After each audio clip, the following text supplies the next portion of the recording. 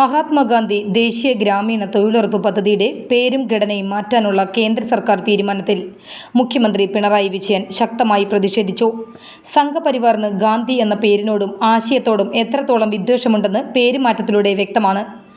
ബില്ലിലൂടെ കേവലം പെരുമാറ്റം മാത്രമല്ല ലക്ഷ്യമിടുന്നത്, തൊഴിലുറപ്പ് പദ്ധതിയുടെ അടിസ്ഥാന ലക്ഷ്യങ്ങളെപ്പോലും തുരങ്കം വയ്ക്കുന്ന തീരുമാനമാണ് നടപ്പാക്കാൻ ശ്രമിക്കുന്നത്. പാവങ്ങളുടെ അത്താണിയായ തൊഴിലുറപ്പ് പദ്ധതിയെ എല്ലാ തരത്തിലും നിർവീര്യമാക്കാനാണ് കേന്ദ്ര സർക്കാരിൻ്റെ ശ്രമം. സംസ്ഥാനങ്ങൾക്കുമേൽ കൂടുതൽ സാമ്പത്തിക ഭാരം അടിച്ചേൽപ്പിക്കുന്ന പുതിയ നിയമനിർമ്മാണത്തിൽ നിന്നും പിൻവാങ്ങണം. ആവശ്യാധിഷ്ഠിത പദ്ധതിയിൽ നിന്നും വിഹിതം അടിസ്ഥാനമാക്കിയ പദ്ധതിയായി തൊഴിലുറപ്പ് പദ്ധതിയെ മാറ്റുക എന്നതാണ് ബില്ലിനു പിന്നിലെ അജണ്ട. തൊഴിൽ രഹിതർ ആവശ്യപ്പെടുന്നതിനനുസരിച്ചുള്ള തൊഴിൽ ലഭ്യമാക്കാൻ കഴിയുന്ന രീതിയിലായിരുന്നു നിലവിലുള്ള ഘടന. ഏതാനും മാനദണ്ഡങ്ങളുടെ അടിസ്ഥാനത്തിൽ ഓരോ സാമ്പത്തിക വർഷവും സംസ്ഥാനങ്ങൾക്കുള്ള വിഹിതം കേന്ദ്ര സർക്കാർ മുൻകൂട്ടി നിശ്ചയിക്കുന്ന രീതിയിലേക്കാണ് മാറ്റം. നിലവിൽ പദ്ധതിയിലെ വേതന ഘടകത്തിൻ്റെ 100% കേന്ദ്ര സർക്കാർ വഹിക്കുന്നു.